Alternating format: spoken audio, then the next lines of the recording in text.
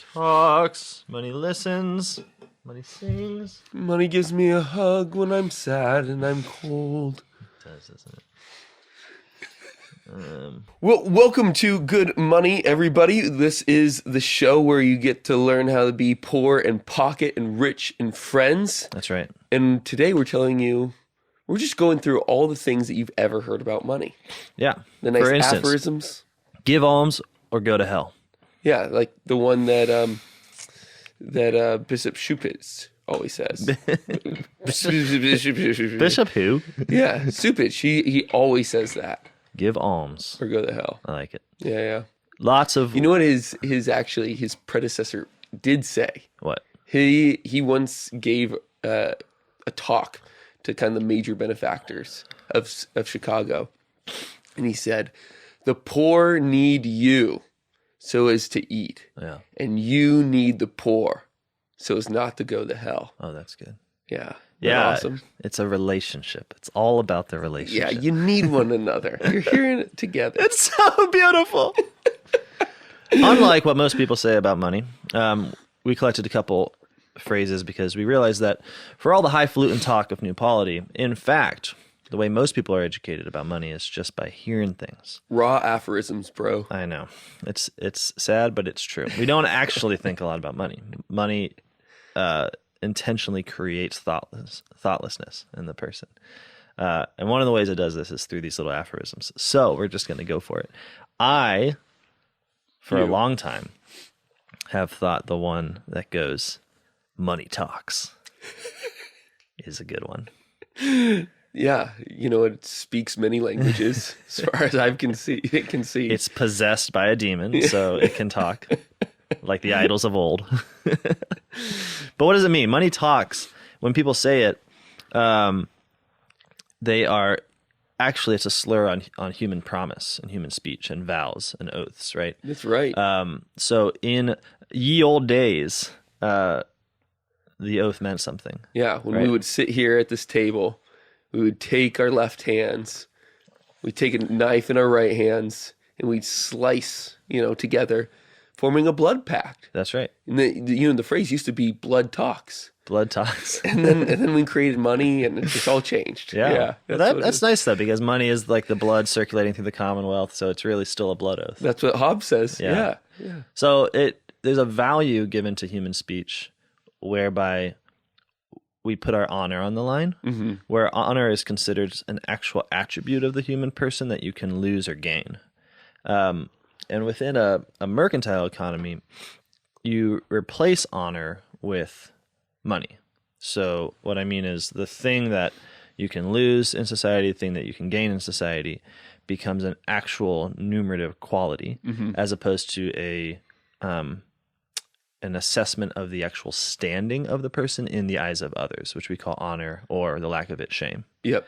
So money in some ways becomes a way of calculating the presence of honor or shame, but ultimately in a mercantile economy where it becomes the chief value, it replaces, I think, honor and shame. And so instead of putting your honor on the line, which is what you do when you make a promise, you put your money on the line. The money now talks. The money makes its promise, right? Which is why when you get married, you have a little prenuptial agreement where you put the money down.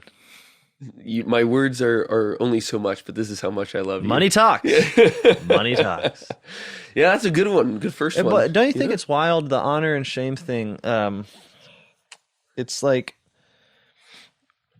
it makes it calculable and thus controllable, but then it becomes weirdly inverted where it's not that we lose a sense of honor and shame, it's that we then, like, how do I say it? What it's supposed to do, what the kind of money economy is supposed to do is rationalize our honor and shame, because it provides, like, look, this man has money, he's willing to put up money, it means he's a worker in society, it means he's contributing to society, it shows that he is really worth valuing in other people's eyes, and this replaces older esoteric ideas of honor, which maybe he got honor just because he was born, to a certain family. Maybe it's not really deserved, whereas money is supposed to be like scientific and rational or whatever. Right. Obviously, the opposite is the case. Like, people that have money can be scumbags, and often it seems to be are scumbags. But what it does is it makes us ashamed of people for not having money, which is really extremely strange.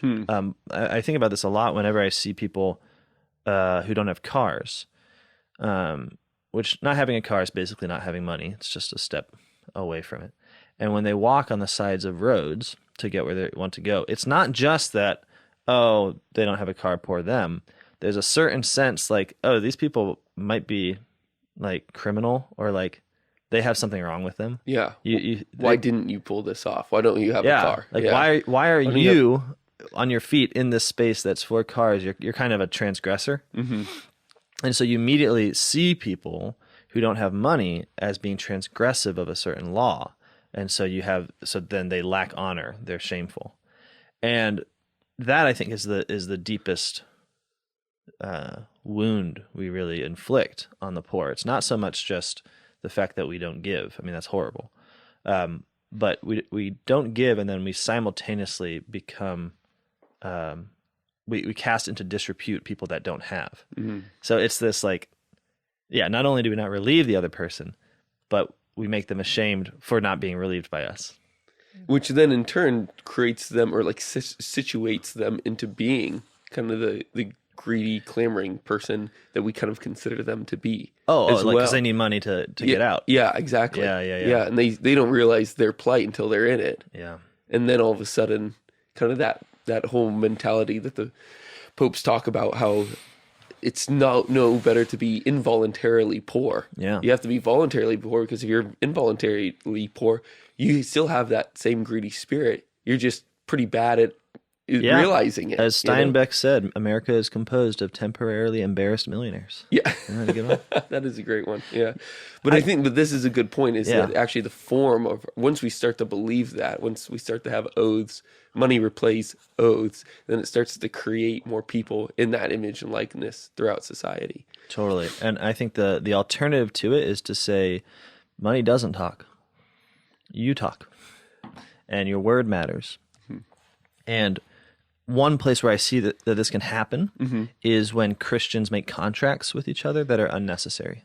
Now, I'm not saying all contracts are unnecessary. The popes often praise a contract as, well, in the context of avoiding usury, because they say, if we could just work out a really good contract beforehand, then you won't get tricked into doing something usurious. Right. So they have a place for contracts. Totally. But there's another spot for contracts where we're doing this money talks phrase, right? We're saying like, yeah, we're friends, we're Christians, we want to do something together, but sign so I can sue you.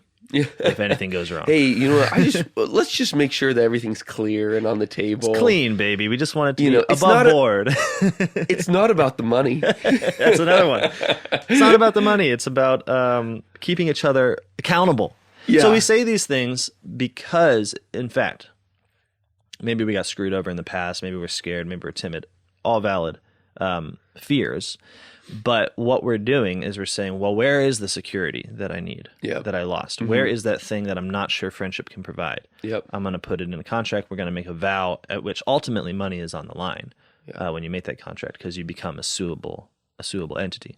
Now, one of the ways to correct this, I think, is just to look for places in your life where you can avoid making those kinds of contracts, right? Like if you have someone that you trust in friendship and you want to work for them, and they say they'll do X for you in exchange for your work, then agree to it, right? And it's looked on as worldly foolishness, and it is in the sense that you do, in fact, risk being screwed over, right? Mm-hmm. But we need to develop a society in which our word becomes the thing that's broken, in which the vow becomes the thing that's broken, and not money, right? And it seems to me like that, like being personally disappointed in each other and failing personally to keep our word is a far more meaningful social order than breaking contracts and then being fiscally liable for that. Yeah. Because all that actually does, the kind of money talks, contractual relationship, is that it further habituates you into depending upon money, or rather banking on self-interest is the thing that's really going to get you through and the other person through. Yeah, it's like he'll definitely keep his word because he doesn't want to get screwed over. Yeah. By getting sued or something. Yep, Yeah. exactly. And instead, we just have to have different loves, deeper ones, and Yeah, and if oriented there's a guy that you think, okay, the only way I'm going to get him to do what I want here is because he signs on the dotted line, then you probably shouldn't be working with him. You know what I mean? Yeah. Like maybe you have to, in which case I get the necessity of contracts and Well, such. I'm not sure that's But- true because you're also not supposed to do business with friends. Oh, that's another one. All right, well, let's see, take them head on. All right, at a money time. talks. Money Got it. talks. All right, what was it? What was the other one that we said? In Well, all that, Yeah, you no, kept there on was. mentioning some. Yeah, that was too quick. Did you write this down? We're Oh, I'm boring. sorry. You will know. There's of course Oh. the phrase "money, money, money," where you just repeat it. Yeah, what does that mean? That means that I'm an uneducated slob.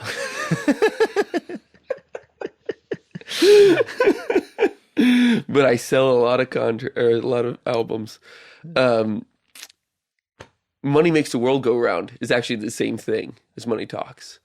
You're right. You think? I think Right. it pretty much means the same thing, although it Yeah. has a nice global vantage, right? You take up the stylite position. No, you're on your ivory tower. Sorry, I got ivory towers and stylites mixed up. And you survey the world of political economy, and you say, okay, ultimately, what's making everything tick? Well, it's money. This is the pencil thing, right? Yeah, that's right. We gotta This find is Milton Friedman's. Milton Friedman's pencil. No one knows how to make this pencil, but Yeah. but because we're all willing to move and work for money, then we get pencils. Just phenomenal. It's so worth We it. should put that up at some point. Everyone should watch that. Yeah. Actually, there's a band called Wolfpack, and they have a song that they wrote and then like mixed in Milton Friedman's No pencil way. analogy, and it's very funky, very groovy. Yeah, Wow. we should Yeah. link that for sure. That should just be the start of Link it music in the to comments. Yeah, I think the global aspect of this is really interesting. I was talking to a really good dude, kind of a mover and shaker and Catholic philanthropy and like publishing and such, and he's really like considering Bitcoin big time, and it's primarily because he's just oriented towards the global economy. Sure. Like, just, of course we should have a global economy. Of course we need to, ensure that we're connected with those in Zimbabwe, within our market economy. Yeah. It just wasn't even a consideration. And Yeah. of course we should continually expand and continually grow. Mm-hmm. Now, this guy was also like super honest and just a really good dude. So as soon as I pointed out that working assumption of his, he was like, oh, well, yeah, I do need to take that back to the tradition. Like, Yeah. is that a real value of Christianity? Yeah. And it's so funny how Christ's, last words are like, go to the ends of the earth. Mm-hmm. And yet kind of the day of a Christian is just right next door. Yeah. You know, I mean, that is like our main mission. Well, yeah. field. Well, money creates a false universal sense, like a false way of relating to the whole, where we think that. I mean, and like the British sort of capitalist imperialist folks were very explicit about this. So I was reading Yeah. Andrew Urey's philosophy of manufacture. He's sort of justifying the factory system, and again, He was 18th century. yeah, like 40 years before Karl Marx's Das Kapital. So like Okay. So 1819 or something. Okay, cool. Quite early, like, Yeah. and he's looking at these factory systems and the movement from subsistence living to wage slavery, and he loves it. He's for it, of course.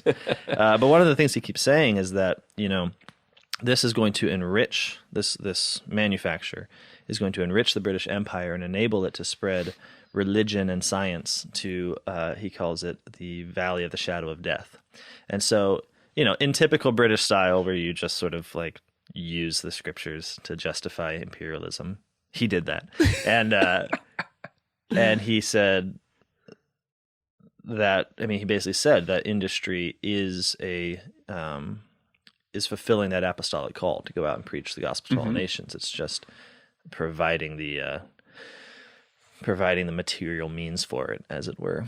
And I think we still have that idea latent in our heads that we need to have this like global economy in which we're all connected. And then the idea is subsequently we will sanctify that with the church. It's really no different than the idea that you send out the conquistadors to do violence, and then you send out the preachers after them to sort of do damage control and sort of bring the church in some way. That might be a bad example given the kinds of things that conquistadors were up against. But do you know what I'm saying? Like there's a kind of a sense that I think that's absolutely the right. apostolic call is somehow ineffective in itself to go out to all the nations. It needs an economic reality to really bind people together through coercion, desire for money, desire for gain, profit. That goes out and grabs all the nations' attention. And then within that, you say, hey, the same guys that brought you all these machines and wrecked your peasant economies, they love Jesus. You should love Jesus too, which is essentially, No, it makes no sense when you really think about it, but I do think that kind of latent assumption is that we need to have some sort of relationship first. It's just atheism. And we just don't actually believe in God. And because we don't believe in God, we don't believe that apostles going to all nations in itself is effective. So we want a material effectiveness to then plug God on top as like our ideological gloss, which is what it became, I think, within the imperialist age. And it's interesting because we've talked about this prior, that with missionaries, I mean, they did in some occasions bring real stability, economic stability to a place. Totally. But that was precisely to be able to set the occasion for the faith to flourish apart from the global economy. Paul VI says. Yeah.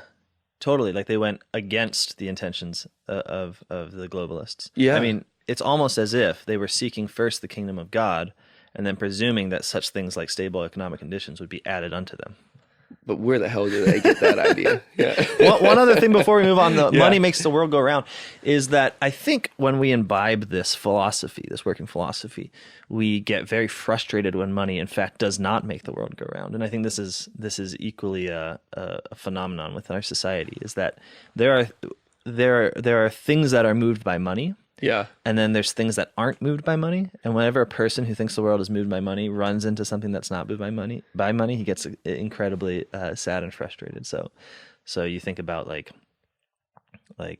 people loving you, for instance, is not something money does. Or like marrying you is rarely something money does. Or like children respecting you, again, money doesn't do it. It makes the whole world go round, but not quite. Yeah. And then I think those moments where what's required is virtue, so clear, it's always virtue. Virtue is always what's required of us, but where it becomes really clear that we were supposed to put virtue there, we tried to put money, and we're not getting the results.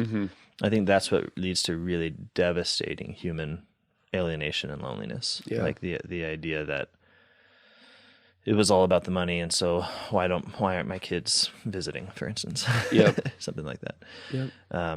Money moves such things as are moved by money. So it's such things as are motivated by fear, coercion, and greed, and necessity, right? So where you can create conditions of necessity and really fulfill them with money. But money does not move such things as are moved by love.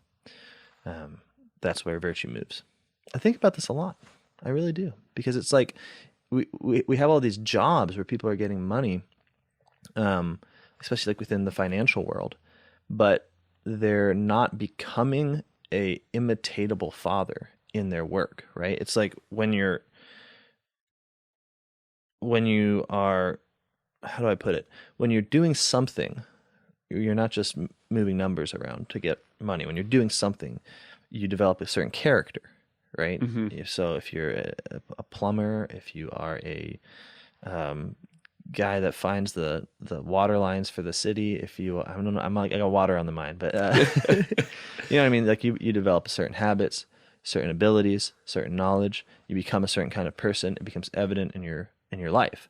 And even if your child doesn't imitate you directly, it's clear that your child is looking at a particular type of person that he could be, that he could not be, that he could be a variation of, that he can, learn from, that he can change, in relation to. But when you don't develop that kind of character because your work doesn't your work's not work, so it doesn't imprint you with a particular mode of being, then even while you gain the world, you kind of lose your soul. And by losing your soul, you also lose yourself as an object of imitation and love from other people. Or rather, you make all that a sort of private thing. Like, okay, well, my son, and I don't mean just my particular son, I mean like anyone who looks up to me imitates me insofar as I have all these other I'm friendly. I have these social things that are apart from my work. But in terms of your total life, you're not becoming a particular person. And that always strikes me as one of those things where it's like, that's something that money can't achieve, right? And that's why when you talk with people that grew up poor, they often have a strong sense of love and respect for their parents as really being like, I saw my dad work. I saw how much you know what I mean? Mm-hmm. And it's something that they aspire to. Whereas often I think in the financial world, it's like, well, I loved it when my dad was home, Yeah, and that's right. he took me out to the park or something like that. But there's no sense of like his labor as being him. Does that? Yeah, it absolutely does. I know a guy around here. They literally squatted in a house, kind of like a ransacked, holes in the ground. What did they called the bathroom? The climate room or something like that, because there was a 1-foot hole in it just looking straight outside. Oh, awesome. And it was really frigid during the winter. And he grew up and he said, I just want to be poor like my parents because we were so happy. Yeah. It was so like, what a line. But it's the same thing. Whereas there is some sort of strange like desire that a lot of guys have to be like their dads. Yeah. And even though my dad was miserable and unhappy and wanted to retire really young because he hated his job. Mm-hmm. I kind of still wanted to do what he did just because he did it. Mm-hmm. And I wanted to be miserable and unhappy Yeah. and maybe also retire early. It almost worked out. Yeah. But dang, joy got me. Yeah. Yeah, I think there's that kind of strange tension there where it's there's like a real compassion even for even when the work is ill. But Yeah. but you know what? It doesn't matter if cash is ill because cash is king. Cash is king. Next aphorism, bro. Yeah, this is one that we've discussed, but I have not actually heard in real life. No one's told me this. Well, the idea here is not so much that money makes the world go round. That it does. And I think it suggests that. But it really comes from an investing standpoint of it's, if the market's high, if prices are up there, then best to have cash. Cash is king. Wait till you have a lowered price because that's the stable thing. Now, nobody really says that money's stable anymore because I was about to say, like, Feds. don't they all tell us not to have cash, but to have investments? yeah, this was like an early 1900s thing. So And back then, when cash was king. yeah, Cash was exactly. Now the way that it exists is that cash is better than credit, which at this point king. Isn't that there's true? almost no difference. Yeah, I mean you just have to say that like treasury bills or something like that. Well, what about- the rich hold treasury bills? Yeah. I mean, in truth, in relation to this, I would say what it's probably grasping at but missing is that ownership is king, right? Like, it seems like owning things and skills of real value. Mm-hmm. And insofar as cash held that at some point, I can see it being developed into an aphorism, but Being a measure and reward of your own labor, Yeah, what you've accomplished, and thus you own it. yeah, Yeah, that makes sense. labor is king. Labor is king. Almost like labor has a priority over capital. No. It's the king of capital, one Really? might say. Would you say that? King of capital. Yeah, this has kind of been a funny way that the popes of the tradition has argued this through the centuries. I mean, Innocent the 11th, Love him. dude, this guy was just awesome. He had this long list, a document that he published. Condemned propositions of the laxists. You don't hear that much anymore. Anyways, Everyone's taking laxists now. yeah, a prophylaxis. You're for laxists? But this was one of the things, like he took on cash as king. Oh, yeah. So this is one of the things that the laxist said that he condemned. He said, since ready cash is more valuable than that to be paid, and since there is no one who does not consider ready cash of greater worth than future cash, a creditor can demand something beyond the principal from the borrower, and for this reason be excused from usury. He's condemning that proposition. Yeah, that's condemned. Yeah, so, Can't use that one. So Stop people trying. were saying, like, well, because I'm giving this guy money, real cash right now, I can charge for that because that's better than what? Future money? Yeah, future money, or money present is better than money absent. So look, I'm going to pay you in a couple days. Oh, I see. So you're gonna get that, or here's a notary bill. That's good. It's not the same thing, but you can do it. And you say that's not as good. I'm going to charge you more because it's just not as good. Right. But it's usurious, as he says, because it is trying to get more without doing more. Yeah. Totally. So again, it goes back just by the comparison. Yeah. Yeah. So labor again is in the Pope's eyes there again the priority.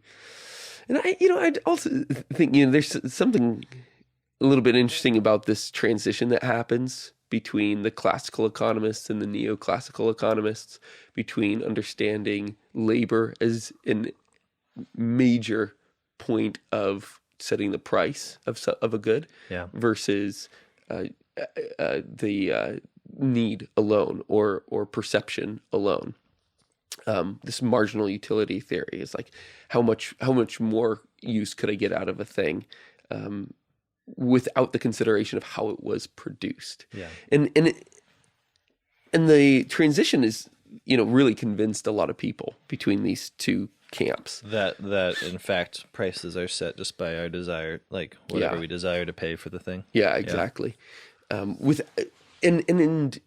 the way that it's phrased and argued, it really makes a lot of sense. Like, how else are you going to get a price? If we're talking about right here in the media case, you want to sell me that coaster. It's a great coaster. Yep. On a great table. How much do you pay for it? Well, however much I really want it, I guess. Maybe $4, something like that. Mm-hmm. But the understanding of those previous understood that would never be produced if it was not for someone's work. If they did not see that their time and their skill was worthwhile. That is the just in kind of the progression of steps, the thing that is more preeminent. Right, because if I made this coaster, I'd have to say, all right, I'm going to put an hour of my time. I need this much money for my family. So at the very least, this has got to be worth $6, where labor is setting the price. Yeah, exactly. Yeah, no, totally. I mean, I think that there's just no sense of justice within the latter, like the sense that what we make things for is for life. Like we make things in order to live and to be in the world. And so prices should always be taking that into account. Mm-hmm. I buy it. All right. So cash isn't king. Labor is king. I think that's true. I think we should say that whenever we hear the contrary. Brand it on your cattle. Tattoo it on your arm. There you go. Where there's muck, there's brass below. That's just a funny one. I don't think people really say that anymore. Where there's muck, where there's like poop, right? Then there's money underneath it. I get the analogy, but what is the analogy get, or what is the thing that is making the analogy? Like, where are they finding brass under poop? I think it's like an association. No, but like you can't just have the phrase. That's like saying where there's wood, there's, I don't know, metal. There's not what, like you'd have to have some kind of trade or something where they're finding brass under poop, which I don't think is real. Don't you think that muck is just kind of a synecdoche for like vice? Oh, I see. Okay. So where there's wickedness about, you'll find money. I think it's kind of follow the money. Follow the money. Yeah. There's one. Well, we should just have used that instead of that deeply anachronistic and confusing aphorism. Yeah, follow the money is a pretty good one, because follow the money is good because it doesn't come from someone who's obviously just reading old books. Jacob's like, I've got a good aphorism for you. No, I haven't been reading 17th century manuals. Why would you say that? Follow the money, I think makes follow sense. The money, I think that one, unlike money makes the world go round and cash is king, that one might be true. Well, within a mercantile economy, if you are taking as the presumption that the predominant reason people act is for the sake of money, and you want to follow a trail of action to get to the bottom of it, to find out who's involved, then it does make sense that you follow the money. Yep. There you go. Okay, well, that one's easy enough. I would also toss in there that vice also just always makes us the same. Like we have the classic trope of the dictator with his mustache, the lazy kid in his mom's basement, to speak to the fact that vice really gives you a type of person. And so if we're all becoming like, then we don't really get much more creative than just wanting money. This is like why all movies are, ultimately, why are the bad guys doing this? Well, because there's like $4 million at the end of it. Right. It's like, couldn't they think of anything else? It's like, no, they actually couldn't. Yeah. Vice makes you slow. Yeah. Too bad for them. No, this is another anachronistic one. Money like seawater is like seawater. The more you drink, the thirstier you become. Okay, but we'll get away. Yeah, I don't know that that's, there's a sort of insatiability with money because it's infinite, sets you up on like an infinite possibility. You can always get more of it. Right? Yeah, exactly. But you can't get satiated. Like once you have a yearning, aching for bread, it's like that goes away with enough bread eaten. But I do think this is one of those things where it's only an aphorism for our own society. It doesn't have any further resonances, because I just know too many stories in which subsistent economies, so economies of agriculture, farming, people working for their daily bread, were transitioned into wage economies, and then finding that the people did not want to work for just indefinitely more money. Yeah, did you read that article? And there's like the Scottish Highlands. It's like they did exactly this. I mean, they try and introduce money into the economy. Okay. And they were just subsistence farmers, and they are trying to struggling to figure out why they would do this money thing, but they were not producing any more than what they previously were doing, precisely because they were just content with their life. Right. And so money didn't actually lead them to that. It's more that infinite reach. Right. It's more that money within conditions of scarcity is like seawater. Because then the more you drink, the more you'll want, because you're up against, you know what I mean? It's not simply that money itself presents itself as this infinity and we just like want to climb up ladders of infinity. I for one, don't want to climb up infinity ladders. It's more like money provides a potential remedy if you also presume that human beings lack in an infinite way, that there isn't contentment or satisfaction. You have to destroy that in people first and then present money as the remedy, which is why every movement to a money economy only occurs through the destruction of a subsistent economy. Mm-hmm. So once you have people say, and sometimes this can even ride on things that are really difficult about subsistence economies, so I'm not denying that, but it maximizes the difficulties and then brings in money as the salvation. So you see this with you see this all the time, but you see this obviously in France and England, and during the beginnings of capitalism. At first you had to get rid of the commons, you had to get rid of the means by which people were simply subsisting. And then you say, well, we transition to a money economy, but what you mean is now the way to survive is through getting a wage and then spending that on commodities. So I think we have to sometimes be careful about the way we use these sorts of things, because you read it in the tradition and you presume that money itself, like just as a measure, makes us insatiable with greed.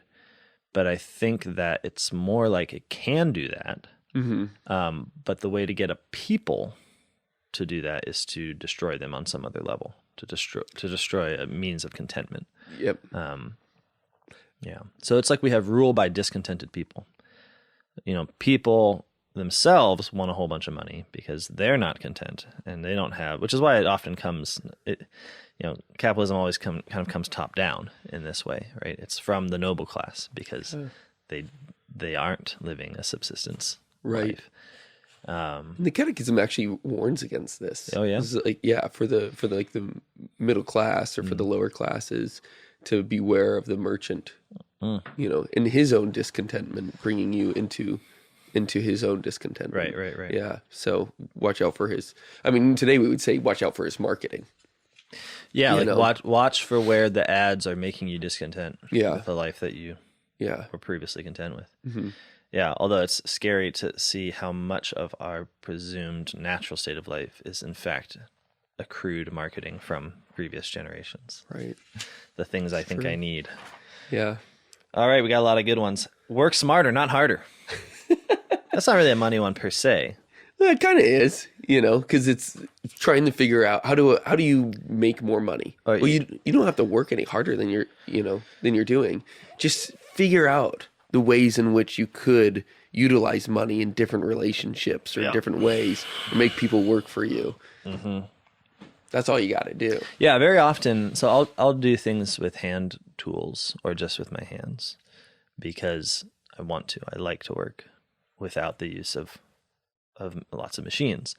And very often I'm told by very well-meaning people, work smarter, not harder. Here's this machine that, and they're often very gracious about it. They're like, I'll bring the machine over, I'll even give you some diesel and you can do this job faster. And then you're working smarter, not harder. And it's always tough for me because on the one hand, there's something just very obscene and romantic about what I'm doing. I'm just like, no, please don't take from me my fantasy peasant life. Like, so that's happening. That's totally vulnerable to critique. I get it. But what enthusiasts of work smarter, not harder, seem to forget sometimes is that often working smarter, and maybe most of the time working smarter, is not about changing who you are in order to more effectively master what you're doing, because there is a way in which it's true, right? Like if I don't know how to lift a rock because I'm like carrying it in front of me and I'm not bending my knees and I'm hurting my back, I'm doing more work than I need to do. So there's a way in which I become a master of lifting rocks where I'm toiling less, even though my work is still lifting rocks. It's still the same. But what I think the working smarter, by which it means replace what the machine does, is it forgets that it simply is asking other people to work for you in different respects. Right. So I think it was Ivan Illich who had this critique of technology and said, well, the real problem with technology is that we don't know how to do without slaves. This blew my mind because this is such an obvious recognition that people ask, well, why didn't we have like technological progress within the ancient world in the way we do now? And it's like, because they had slaves. So when you could just get other people to do it for you, you don't think, how can I get a device to do it for me? Right. But if you think about like a heavy machinery, what you're really doing is you're spending money now to utilize the machine, which is the product of the labor of others, hopefully being paid well, but probably not. To make the machine, you're relying on diesel or gasoline to fuel the machine, which is coming from, the Middle East or however that's coming. You're at the end of multiple supply chains. Yep. And then in your labor, as you use the machine to do the work, to work smarter, not harder, you're also in less need of help from others. So whereas work, where it's hard, tends to lead people to look for help, many hands make light work, is the opposite of work smarter, not harder in some ways. Because when you look to other people, then you're trying to employ them to give them some benefit and to build a community of relationship through mutual work. That, with the machine, no longer becomes even an impulse, much less necessary. Because it's funny, though, because you still are relying on a community of laborers. It's just they're Chinese manufacturers, they're Middle Eastern oil magnates. So you're still... you don't know them. You don't know them. Yeah. Exactly. So you're still tying people in to work smarter, not harder. It's just that they're strange to you and you don't know the conditions of their labor, which is unfortunate. So when people say work smarter, not harder, it's like, well, but what if by working harder, we're able to actually have the fruits of labor in the way that God intended labor to be fruitful? Like, what if by working harder, we tend towards needing help, the humility of needing help, the gathering of people, seeing our own imprint in work, our bodies getting stronger. I once visited Wendell Berry, and he said he was working on, when we visited him, he said he was working on an essay that he's never published. So now I'm talking about it because you presume it's never coming. It's never coming. So but what he said was really cool. He was saying, like, he's talking about his land and how his land was worth a certain value, and how he was bemoaning the fact that he had to express in terms of a cash price what the land was worth. And he said, what I would like to do is write up like a real estate sort of description of the land that calculated the value of uncalculatables. So he's talking about, here's the value of the aesthetic quality of the land. Here's the value of the history of the land. Here's the value of, the way my grandchildren can visit and play here. You know what I mean? So he's basically exploding the idea of being able to simply have a translation of things into cash by saying like, well, what if we actually translated the whole meaning of home into cash? Like where eventually you get $1 billion entity is what he's saying.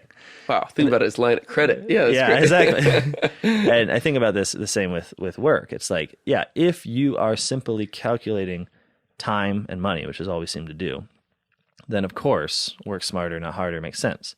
But if work means something more, if it's for something, if it's for the production of community, right? If it's for the strengthening of the body, right? If it's for the realization of man, imagine if it was for the realization of man as he puts his imprint onto the material world. If it was for all these things, then you would say, okay, but this is a bad trade to work smarter because now I lose all of these. And if you need to translate them into cash, you'd say, actually, it's worth $200 for me to see my imprint within raw material. And you're taking cash from me with your introduction of the machine. Anyways, that was a long, because I feel strongly about that. So I apologize for the long. Well, I'm just not going to get an excavator now. I mean, that's true. You sometimes need machine. I mean, you say this, and sometimes it feels like, okay, well then what about all these projects that require like. No, well, we did this. I mean, like with your wall. I mean, Mike offered you his I was thinking about my his backhoe, and I said, keep your hoe, Mike. And a couple hours went by, and we're dripping in sweat, and you thought, don't tell Mike, or you said that. Well, right, because I was beginning to feel, okay, now I know why he wants a backhoe, because work is hard. Yeah, and it's not even that he was trying to get rid of work, because there is a place for the use of machines, especially in a remedial sense, right? Like I think of the Amish all the time, because like they will literally get the boys together and lift up a barn. Yeah, that's just incredible. Yeah, and move it. Like they will do through the power of many hands makes light work what we do through the power of the machine and through work smarter, not harder. And they are richer than us. Mm-hmm. They have more skill than us. They own more land than us. They are happier than us. Like we talk about the Amish as if they're just some like anomaly and not the obvious refutation of all our beliefs, which is that we are the ones that are supposed to end up richer, like materially richer. They have more money than us. Like they could just destroy us if they ever used the capital that they simply amass by staying in one place, keeping things within the family, not sort of spreading out all of their wealth into a national economy of digital tools and technologies. It's like, they're really funny the way we think of them as like hokey, when actually they just won. They figured it out. They won capitalism. Yeah. And they're just not telling us, because if we figure it out, then we might win. And part of the reason that they won is because you never hear about them.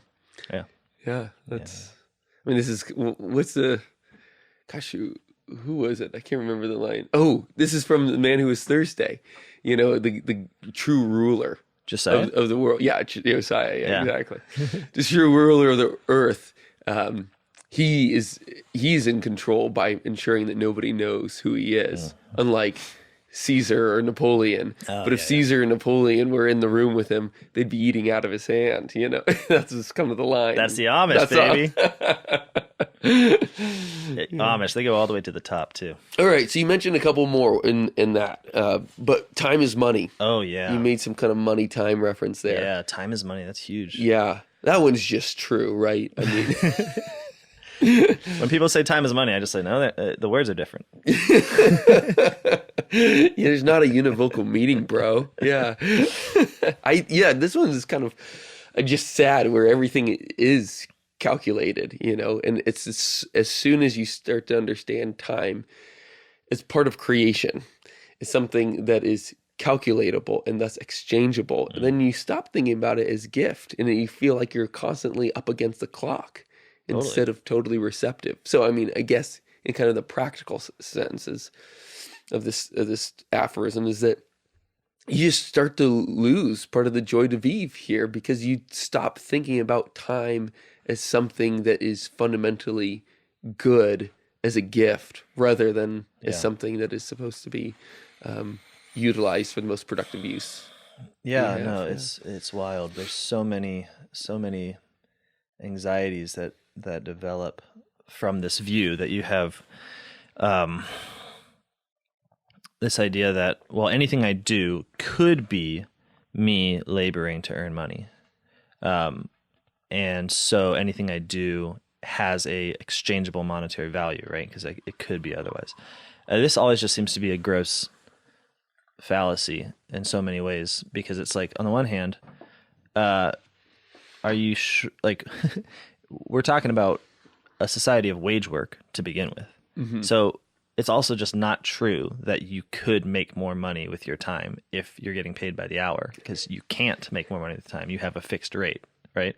So the idea that time is money there, like, on the one hand, it's true because your time has become money, but it's not like then your other activities are somehow like lost because they could be used. I mean, I guess unless you just worked your job all the time. Yeah. I mean, that's the other thing. It's like, man is finite and he sleeps, which means that his hours cannot be indefinitely put to the earning of money. Now, of course, what you would say is another phrase, right? You got to make your money work for you. Yeah. Yeah. I mean, this is just a big one that, I mean, obviously we've all heard it. We've all talked about it a lot, but this idea of mailbox money, you know, is one that was particularly, you know, important for our family growing up. Was, you know, there's only one of you. You can only work so hard. Yeah. And therefore you need to be able to, you know, get more money, you know, than what you're just alone capable of. And obviously there's something true about that. But instead of looking to your community, to your friends, sharing, holding things in common as best we can without being commies. Being foul pinkos. Yeah, then you know, if we can't do those things, then we turn the money to, you know, to be able to have more of the riches of life. You Right. know? Yeah. The individual is extended not through his friends, but through his slaves. Yeah, exactly. And that's all that is. If you're not working for the results, then somebody else is working for them for you. So pretty much, yeah, make your money work for you is equivalent to saying have slaves. Have slaves. Yeah. Hey, have slaves, said modernity. I would recommend the Uyghurs. They're doing great these days. Great high quality slaves. Yeah. Ow. Wow. Dude. Too soon. It's still actively going on, bro. No, it's a really good point that we think that just because we don't see slaves, that all of our thought of transcending the labor measure of money is really just our immense effort to hide slaves. Yeah. This is there from the beginning. You know, I talked about that philosophy of manufacture book. And one of the other things that he just doesn't seem to get is that, so he's talking about how all, like, the use of automated labor systems frees us from labor. It frees us from the curse of Adam. You know, we're just living a different life now. Yeah. And why? Well, it's because coal produces steam, and then the steam does the work for us. And then all you have to do is ask, well, like, who's getting the coal? And he briefly touches upon it in this book where he says, yeah, but, you know, the coal miners are themselves being helped by automated systems. So, you know, but then you just ask, well, where did those come from and what powers those? And eventually you get down to the point where, like, there is someone who is making your automated system possible, whether it's financial or material or manufacturing. You know, there are people doing it. And even if you have the perfect automated system, you still have to go out and get people to mine lithium, right? Or to mine coal. And so you have this underbelly of when you become an energy economy, like we're gonna have energy work for us, right? You still have people working for you. It's just that they're in the mines. And so when you forget that, when you hide the slave, which is what all slave economies do. I mean, that's why, you know, in the South they designed houses so you couldn't see the slaves who were, you know, using dumbwaiters and back stairways and everything to move about the house. I mean, that is simply a really particular instance of the way capitalism works writ large, is that the slaves are in China who are manufacturing. The slaves are in the mines in Africa to get our lithium. And I think sometimes people it's unfortunate, but it's an obvious rebuttal. It's like, well, but aren't they making wages here and there? You know, Yeah. As if the slaves of old weren't weren't. making wages. Yeah, Yeah. I mean, give me a break. I mean, you got to make sure that they live till tomorrow to keep working. right. There's never, it's just never been a slave economy. Like we deliberately imagine a slave economy in our heads to deny that we have one. Yeah. It's like there's never been a slave economy where like the slaves aren't fed, the slaves aren't housed, the slaves are just in like agony, just like starving and incapable of anything because you're just demolishing them with your boots. It's like that doesn't even make sense. No one would be so dumb as to like even in your glorious tyrannical sort of wrath, you're not so dumb as to crush the very means of your tyranny. It's like no, you gotta pay them. Yep. And sometimes very well.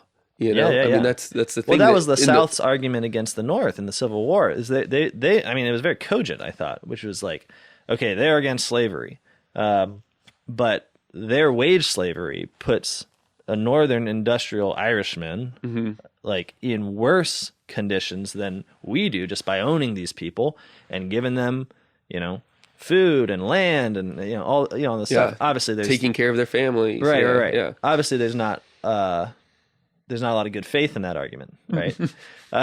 Because we don't buy it for a reason. Right, yeah. Right. But I think the reason that I'm saying it's effective is because there's a lot going on here.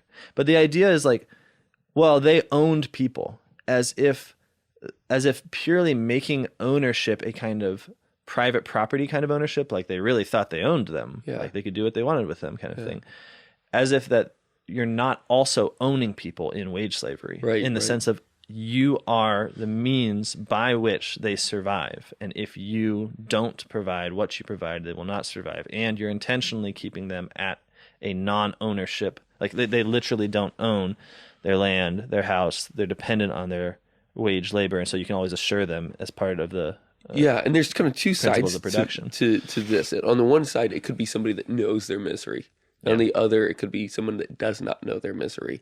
Yeah. So I mean, talking about the like kids mining cobalt in Africa, like they're dying actively. There's it's just a terrible situation. People know that they're miserable. Yeah. Okay, so that's the one hand. On the other, there's somebody like my next door neighbor. Great. Thankfully, we stopped Johnny in time. This is one of the kids. He went off to a used car lot. And the used car salesman told him that this one car was really great and that he should get it. The interest rate was only 25%. And Johnny comes back and he says, we're like, what are you thinking, dude? And he goes, well, the guy told me it was a really great car. Yeah. And this is when, I think it's 2434 in the catechism. It says that a contract is not just because people have agreed to it. Yeah. And we make this we make too much out of this idea that, but we've agreed. We've both signed on the dotted lines. Right. And it's like, well, on the one side, they could be feeling forced. Like they don't have any other options. Right. They could be that kid in Africa. On the other side, they could just be duped. Yeah. And in neither case is justice achieved. Totally. Yeah. But make money work for you. Make money work for you. Yeah. It's like saying this, I got to make this work for me. I don't know what that is. It was an ashtray. Make you work for you. Yeah. All right, what's the next? Oh, don't do business with friends. That's another one we brought up. Yeah, and that's sort of, you can see how that flows from a lot of the other popular wisdom that we've already discussed, which is basically presuming that money is a world of, I mean, it is in some ways, but it's a sort of coercive world of contracts which are inimical to friendship. Right. Which in some level is true, right? Like if you mean you're doing business practices as best business practices, then don't do that to your friends. That's a wicked thing to do to anyone, especially your friends. Yeah. Don't steal from your friends, for instance. If it's true that the profits are most properly for the laborer, primarily, which is what the popes say, and then you're hiring your friend to not give him a share in the profits, but to give him a wage. Yeah. Then, that's mean. Don't be mean to friends. Yeah. So, but that's not what people mean when they say that. They mean that the money itself, the use of money, the business, really the attempt to make some money is somehow like it just requires relations of neutrality or enmity in order to be effective. Yeah, or don't risk it, I think is often how I've heard it. Yeah. You have a good thing going with this friend. As soon as you bring money involved, you're tugging at the deepest part of their hearts, and they're going to choose their self being money over you. And I just not only is that evil and wrong, and it also just misunderstands what business is supposed to be. I mean, when St. Thomas talks about creating a business partnership, he uses the same word for marriage as in Latin is for marriage. What's the name of that saint? The blessed Carlo? Is it Carlo, who's a South American businessman? Saint? The guy Ruben's all into. Yeah, he was a businessman, and his cause for canonization is up, and we're gonna put his name in the comments. But he was totally he imbibed the church's teaching. He drank it up. He was full of it. He was bubbling with it. And he thought of his business vocation as providing work, being a river of work for his laborer, right? With whom profit sharing was just a given. And there was a point in his life where I think he needed a kidney or he needed a blood transfusion. No, it was like he needed a blood transfusion. And his workers lined up to donate their blood to their boss, right? Which is insane. And when he got better, he said something to the effect of, "It is an honor to have the blood of workers in my veins." Like that is the Catholic mentality towards business. Not simply don't do it with friends, but like be proud to have the blood of workers in your veins as a businessman, because that is what you're doing in business, right? Yeah. Is using their blood, using their work, using their sweat, using their labor for them, Anyways, but you were saying something else. I just have always been inspired by that as like, we don't understand business at all. If that is in fact like a saintly businessman, then we don't understand business. That's right. No, I think that's the entire point, is that if we are the one thing that Christ tells us to do with money is to make friends with it. Yeah. I mean, that is just... It's all it's good for. Yeah. But that really does show it's not a transaction between us. Yeah. It's a joint activity, with us. I mean, we're actually binding together. We have one another's blood flowing through our veins. Speech. It's awesome. It's a beautiful skill. And as soon as we start to realize that is the true form of business in the ideal, business simply as it should be, then that really should change our entire mentality. We should want to work with friends. We should be able to say, I trust that guy over anybody else, and of course I want to do business with him.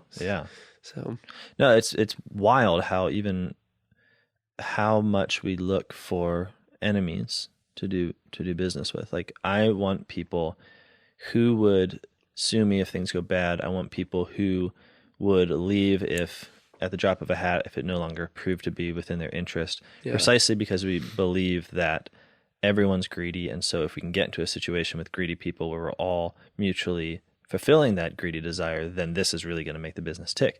And I'm not knocking it as an idea, because obviously it works within a society of greedy people. It's like, totally.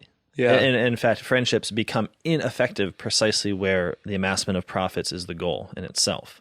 Right. Because you see them wasting time, for instance, by having friendly conversations. Yeah. You see them, like getting involved in interests that have nothing to do with the business because they like each other, right? You see them, so I'm not arguing that. Again, it's just these aphorisms, this wisdom, they're key words within a economy of language that is reflective of our reality. Yep. It's just that our reality is the reality of billions of merchants trading their skin to each other. That's right. I have a friend, he recently left kind of his corporate job and started working for some Catholic apostolate. Yes. Anyways, doing kind of the same thing as what he was doing. Like, it was the same skill sets moved over, but it was, it's now for the church, he thought. And just a few months in, I asked him, how's it going? And he goes, dude, Oh, no. You just can't get anything done. I was like, what are you talking about? And he says, well, in business, just everybody knows that you're after money. So if the deal makes sense, you take it. If the deal doesn't make sense according to like the mind of profitability, then you don't. And there's just like no ands, ifs, or buts about it. And everybody just assumes this. And so there's like no ill will when it doesn't work out, because it's like, yeah, we know what our ultimate end is. But in the Catholic apostate world, there is this war going on in everybody's soul. Are we doing it for money? Are we doing it for mission? Are we doing it for cash? Are we doing it for Christ? Which one is it? And he says, because that war is still actively raging, it makes us very inefficient. Totally.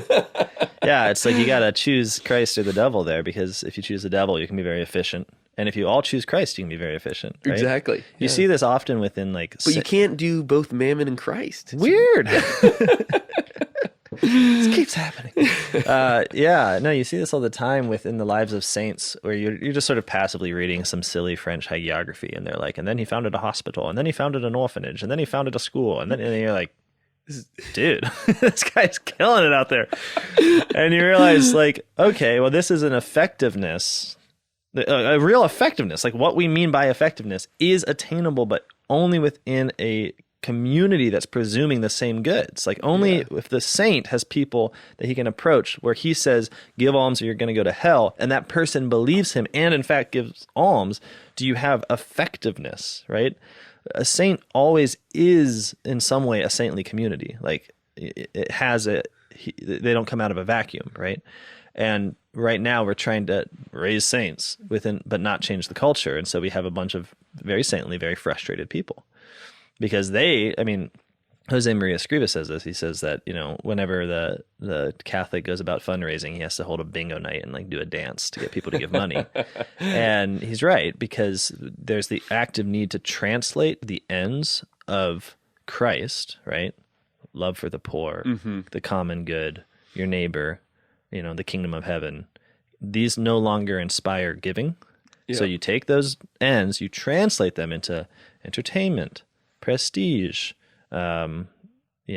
tax breaks or whatever it is. And then, but that is a loss of efficiency. You see how that's a loss of efficiency, right? Because now you're hosting bingo nights, now you're running around talking to people about their ROI for their donation or whatever.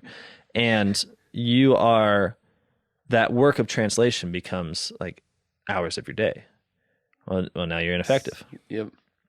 So, yeah, you're right. There's efficiency in the kingdom of heaven. There's efficiency in the pandemonium of the demons. And there's just a lot of mess in between. Which is what capitalism understands of itself, I think, when they want a total money economy where everything's like they see an ideal efficiency of Satan. They see like, oh, right, a world in which everyone was rationally following money. And the popes see that too. They just don't like it. Yeah. What's the next one that we got on there? Getting to loosey-goosey, as is the phenomenology of the podcast. It's not personal. It's just business. Oh, yeah. Don't mind me. There's a different realm over here. You two-tiered Thomas business. Yeah, it's not personal, just business. I think what I like about this phrase is that it shows that we're still quite good because only villains say it, and we know that they're villains. Like, you never like arrive at the point in the movie where the guy's like, "Now listen, it's not personal, it's just business," and you're like, "That guy's the hero. That guy's going places." You say that though, but I've heard people in real life, good people, say that. Well, they're not good people. Well, okay, let me take that back. Nice people that nice are really people. sweet. I know. Everyone's nice. I tell this to my wife all the time because people often say, well, I don't understand that he did this bad thing because he's such a nice person. But niceness is just a word that means he gets along within society. Yeah. And so by virtue of him being effective in society at all, for good or for ill, he's nice. Yes, that's right. Both saints and sinners are nice because you have to be nice. So the etymology of nice, nescius, meaning ignorant, makes sense here. Wow. Because he's like ignorant of his true end, of what he's actually supposed to be doing. Because niceness is getting on. Floating in the river. Yep. Everyone gets on. Yeah, dude, this is sort of the same as the don't do business with friends, but it kind of puts an emphasis on liberal modernity's idea of the world of business as this like self-enclosed realm that's free from the moral judgment of the church. Yeah, totally. Which, if you actually follow the money, you'll realize that that's what like where liberalism comes from, is the desire to create a fictional autonomous realm in which you get to do what you want, free from the moral judgment of the church. Yep. That's the real conspiracy theory. Yeah, I think that's it. It's trying to have your cake and eat it too. Where you're able to live in this world and yet create your own. And I see this, man, a lot. And well, actually, like kind of like I think this opportunity cost thing is really big. And what do you mean? So when somebody considers what they could be doing, making more money in one way or another, they try and say, well, I should probably do this one thing, but I'm losing a good opportunity to make money over here, and therefore I'm going to charge somebody interest or a fee for losing that opportunity here. Yeah. But that's trying to live in two different realities at the same time. You're trying to say, I wish that I had gotten the results, the effects of doing cause A, but I'm really going to do cause B instead. Yeah. And it's like, then you're just like tossing that burden on somebody else. But we do that in society at large. This is like the game of liberalism. I want to, live in the world that I want, and I'm going to force other people to recognize that. It's easy enough to point fingers at the transgender thing, or like now people are pretending to be cats or whatever. It's just like, you have to go along with it. It's like, well, do I? I mean, I guess like if you like force me, then I will. I don't know. Wow, the transgender to usury connection is blowing my mind. The attempt to accrue a sort of social merit for paths not taken. Yeah, it's wild. Yeah. I think that the idea of a world in which, and it's just funny, like people don't say it because it's in movies, but they say things akin to this, right? Which is like, well, I can drop all this Christian morality stuff in order to make money, and then reignite it like back in the real world and use it for moral ends. I mean, that's just like the constant neocon refrain, it seems to me. Got to get rid of that. Let's shoot them with the Gospels. Pow, pow. Actually, Blaze, this is pretty funny. Blaze has a little squirt gun. It's my 2-year-old. And he was at First Friday, one of the First Fridays this summer, and he like runs down the alley in between Boots buildings, Yeah. And there was like a group of guys there, and kind of looked like they were up to no good. And they like turn and look at this little kid, and he turns back at them. He raises up his squirt gun and goes, pow, pow. They laughed. It was awesome. That's great. He knows the wicked. Yeah, exactly. All right. So I think it is personal. It's always personal. Yeah, it's always personal. You're always affecting somebody. This is when John Paul II says that the decision to invest in one place rather than another, in one productive venture rather than another, is always a moral and cultural decision. There's no neutral. No neutrality means that it's always personal. It's always affecting somebody, and that's just obvious. And it's most importantly affecting you. You are habituating yourself towards an understanding of a world, of a self-enclosed world in which virtue and vices don't actually attend. Yeah. I mean, to you, like, as if you can get away with operating in this sphere, in this realm, without it informing your eternal soul. Of course, you're still going to be formed or ill-formed, deformed by what you're doing. Totally. Yeah, and I think, the rise of business, like, just gamifies society, like, makes everything like a video game. But what I've noticed about people playing video games is that it actually is very personal. Like, they put all their anger and rage into them. You know what I mean? And I think this happens with the whole business thing. It's like people will say these lines as long as they're not the ones being hurt. Mm-hmm. But man, when they get screwed in a deal, it's personal. Oh man, totally. It's just obvious. You're just faking a world that you can be immoral in. It's just stupid. It's like liberals with the bedroom. You know what I mean? They're like, stay out of the bedroom, keep government out of the bedroom or whatever. And the bedroom just becomes this place where they get to do freaky things, you know? And like a Catholic is fine being like, yeah, no, that doesn't really work. You can't just have like a magical world that's your bedroom that suddenly your acts are impersonal and unrelated to the cosmos. It's like they are still. And we're pretty willing to say that by saying like, you know, no to contraception or something like that. Yeah.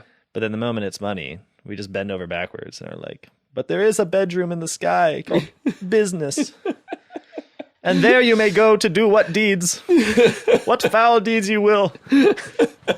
For if we say otherwise, they will no longer donate to our apostolate. So sad. It's very sad. We laugh to stop from crying. Yeah, New polity. Exactly. Keep laughing. All right, let's start crushing these because you have a college tour soon. Yeah, exactly. All right. This is the only thing, like, we've made so many people uncomfortable with, you know, the gender thing, the tyranny thing, the money thing. But at least everybody likes the fact that we're making workmen. Oh, yeah, It's nice. Yeah, it's interesting that we... Yeah, I just hope we really do like that, you know. I hope we don't just think of it in terms of jobs, because jobs are alienated work. Right? A job is what you call work when you don't care about what it is, you just care about its wage. So you say, I like the job, by which you mean, I like that it gives me money. Right. It's not the same as saying I like the work. Yeah, I think it's more like, you know, our intellectual rivals who... we will crush. Who are actively crushing, who will never swing a hammer, but they still like it. It's nice that we have some sort of common ground. Yeah. That's good. It is good. I'm trying to be personal here. You're being not business, but person. All right, let's cruise through these. Right. A penny saved is a penny earned. Yeah. All right. Well, you've done the work to find the discount, and thus that 50 cents that you've saved is equivalent to your time. Yeah, something like that. It's just a game. Yeah, this rides on the time is money thing. Yeah. It rides on. It's also, you know, just anti-Catholic in the extreme, you know, because it's an interesting phrase, right? It's common to society, but it's obviously not true, right? A penny saved is not a penny earned. Those are different words. But what it's trying to do is it obviously is trying to boost up the penny saved, right? Because that's the thing that has to be compared to something else in order to be valuable. So there's something very beautiful about here. It's like, well, where do we find real value in money is in the earning of money. But the earning of money is always the way in which money represents our labor, right? So that is where our hearts really thrill with money. It's like, yeah, I earned that, baby. And what the libs are trying to do with this popularization of this phrase, which was, as we know, Masonically inspired. I mean, the Masons put this phrase out there in their handbooks and it's since proliferated through the culture, was to say that money you save is just like that money you earned, right? Which is not true. You're just getting rid of the labor part and somehow saying that just having the money itself is like a value. And I think that saving is just horrendous. Stop saving. Yeah, stop being a Mason. Totally. You know, I mean, people should know that there have been multiple church documents out there condemning Freemasonry. Like this is like a thing that the church has condemned along with. You're taking my bit too far. I didn't really think the Masons made the phrase. They absolutely made this phrase. Yeah. Look it up, everybody. The Masons absolutely made this phrase. You don't want to be a Freemason. Right. And ergo, stop. Yeah, no, look, $1 is for doing something good. It is not for just keeping it in potency. Right. It is for actualizing something good, wonderful, and real. Yeah. Namely, the kingdom of God. Yes. If you're going to be saving, it should be saving for that end. Totally. It cannot be something that is pie in the sky amassment without a real good in mind. And that good right soon. I mean, it's not, you should be spending on goods that you can really attain within reasonable amounts of time, because that bus is coming for you. Yeah. It's going to hit you and you're going to be splatter. Yeah. That's what we're going to call you, Dr. Splatter. Because you're all over, you know? And then we're just going to toss the money in the grave with you. It'll be right next to you and you can't spend it. Exactly. So if you are going to save, if you're going to risk saving, if you're going to have the audacity to not take that money and immediately put it to a use where it can make the kingdom of heaven, then make it quick.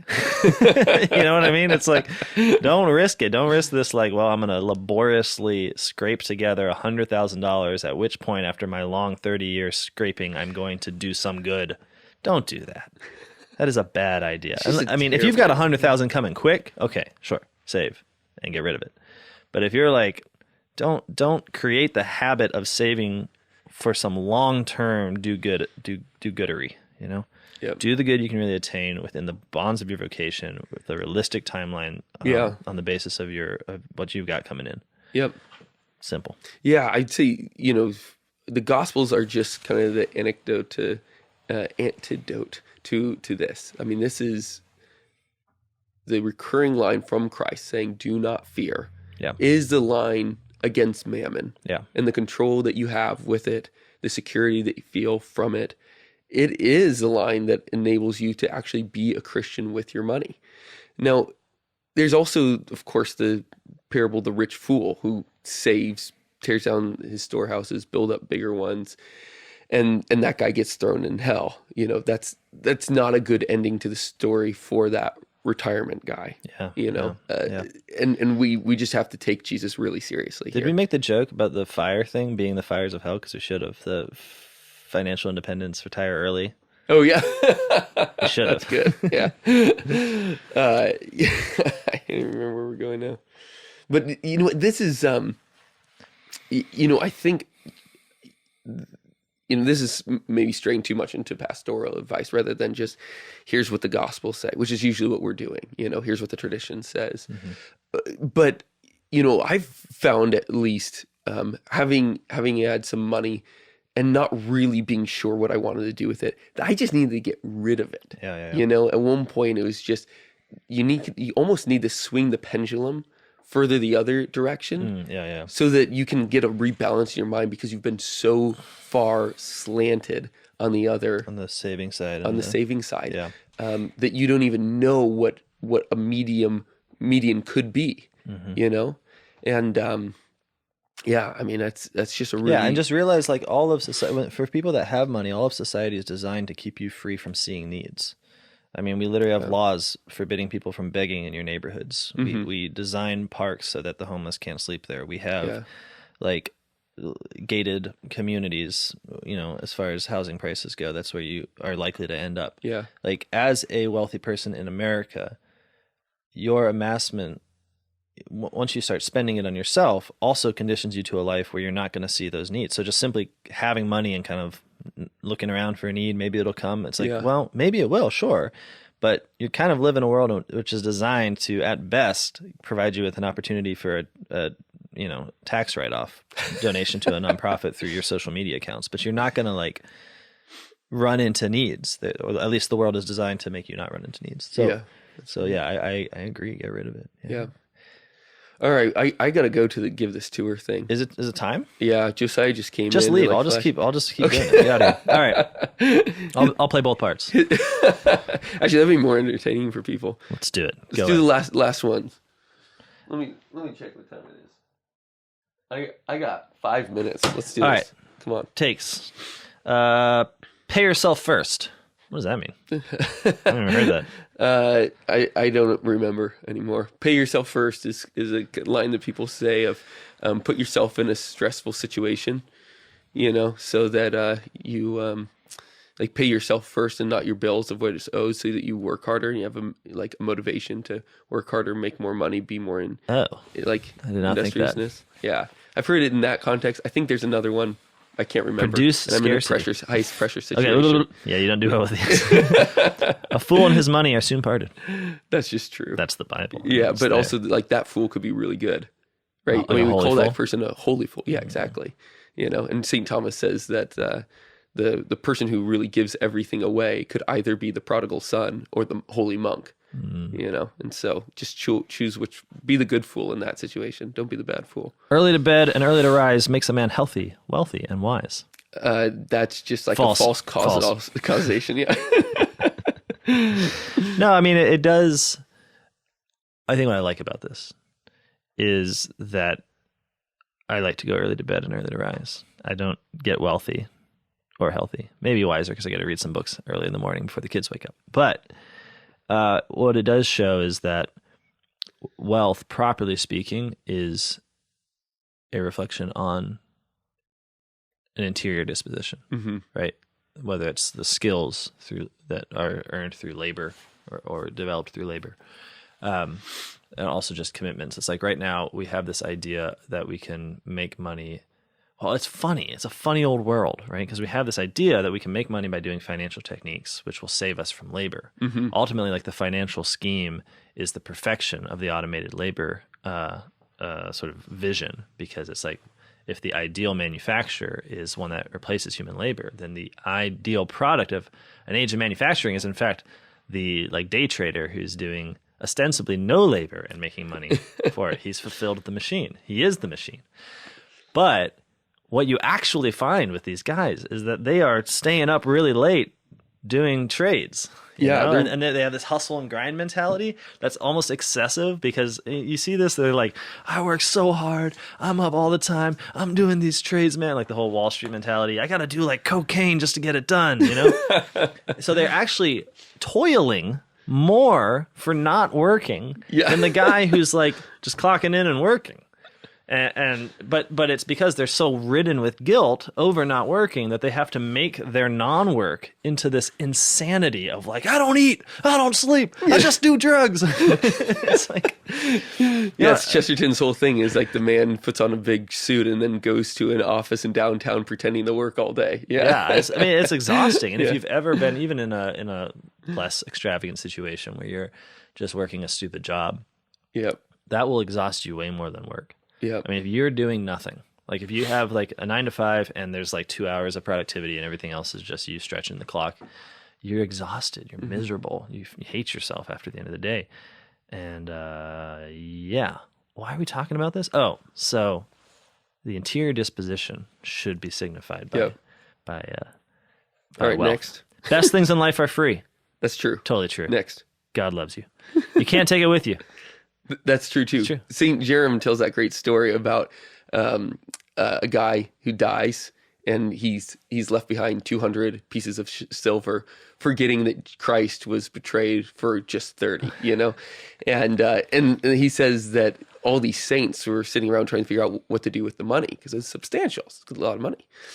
And he says, guided by the Holy Spirit, they decided to throw the money in the grave with him. Yeah. Reminding and demonstrating, teaching everyone that you can't take it with you. Just heads up to pastors of churches, that is an alternative option for what to do with those endowments. Yep. In the grave with the dead, please.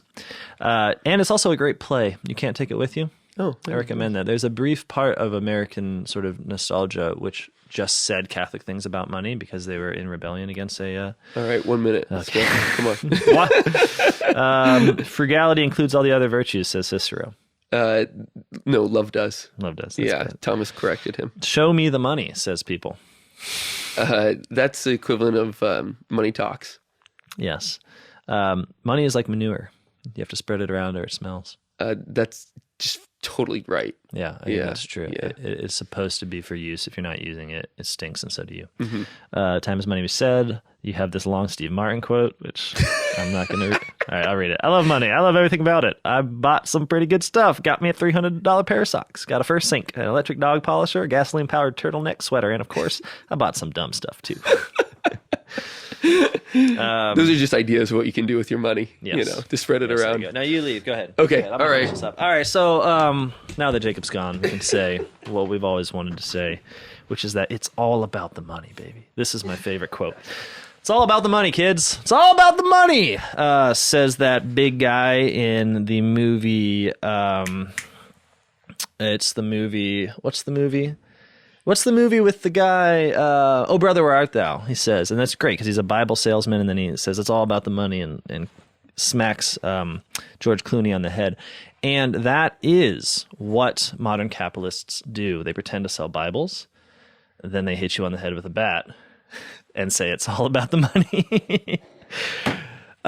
But there's an interesting thought here, right? Because it's all about the money pairs well with another phrase. It's not about the money. Right?